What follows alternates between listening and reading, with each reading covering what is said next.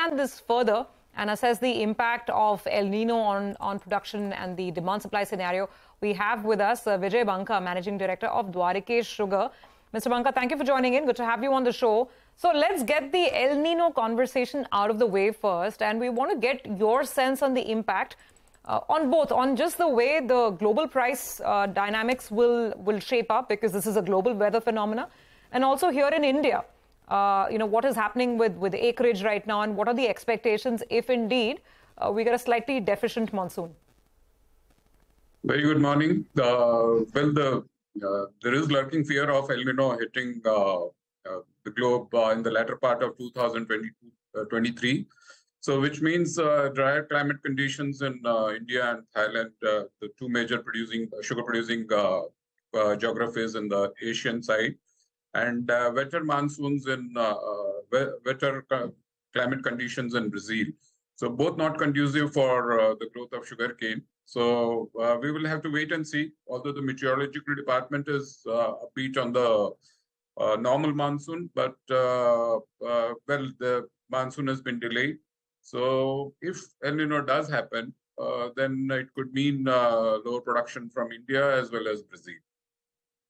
How much of a lower production are you factoring in, Mr. Banka, and what do you think it will do to your volumes? Because, I mean, right now the prediction is that the monsoon could start maybe in the next 4 to 5 days. But as things stand right now, what could it mean for your volumes? Well, if there is deficient rainfall, if there is deficient monsoon, so it's not going to so much impact the crop for 23-24 season, but it will definitely impact the season thereafter. But you see, we have over a period of time, we have become fundamentally a surplus sugar-producing nation. So our consumption, even after considering,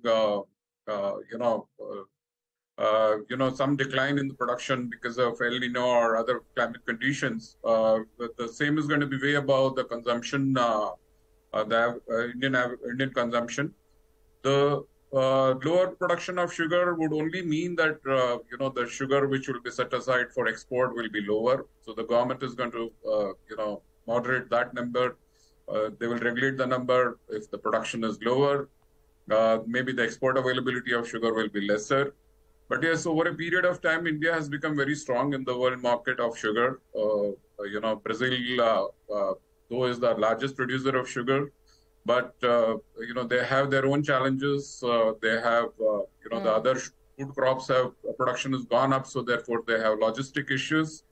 But, we will have to wait and see. It's too early to make any kind of, prediction on the price situation.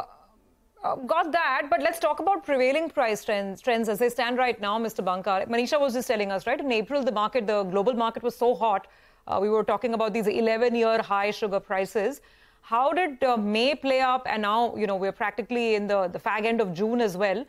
So have global prices only inched higher? And then that brings me to the second part of the question. What about realizations here in India?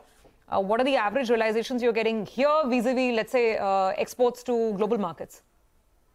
Well, the global prices have been on a 11-year high, as you rightly mentioned. But they have found no resonance in the domestic local market because there is a cap on the export of sugar from the Indian ports. Government has had announced about 6 million tons of exports, which has all been physically shipped out. And there is no news of any further announcement of sugar export. So, it's not fully reflected in the domestic sugar prices. But having said that, I must add here that, while FY 22-23 sugar prices were flattish, we have seen some recovery in the sugar prices from April onwards. Prices which had ranged between 34.50 to 35.50 have improved. Presently, the prices are around 36.50 per quintal or so. So it does, sentimentally, it does impact the domestic market as well. And, perhaps the price rise is also triggered by the lurking fear of El Nino impacting the sugar production going forward. Okay, so that's an important takeaway that we've seen prices firming up slightly to 36 here in India. You mentioned that, your volumes should be steady. How much are you exporting? I'm not sure if you are. but how much are you exporting? And in terms of realizations, will that show up in a better way in your margins and profits, say in the coming quarters? Well, last year, you see the export, whatever export has happened from India, it's happened by way of allotment of quota by the central government. So we have had our share of quota of about 86,000 metric tons, out of which we physically exported about 50,000 metric tons, and the rest was swapped in favor of domestic quota with a sugar mill based out of Maharashtra. So we will have to wait and see what is the basis that the government is going to follow for allotment for next year. Firstly, what quantity of export will be allowed, and secondly, how much will be allotted to us. There is a definite formula, of course. So we will have to wait and see how much they're going to allot to us, and whether they'll allot a bigger number of export, a bigger target of export they will have.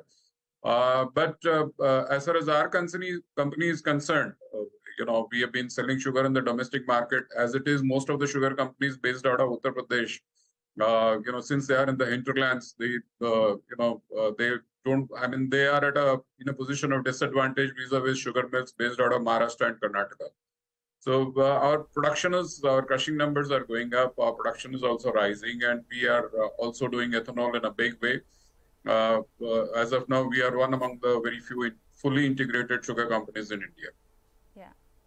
All right, Mr. Banka, thank you very much for taking us through that chat and what the coming year could really look like. We hope to have you on the show very soon again when we do have some clarity on where the monsoon could be headed and the kind of impact that it could have. That is the management of Dwarikesh Sugars. We're going to get into a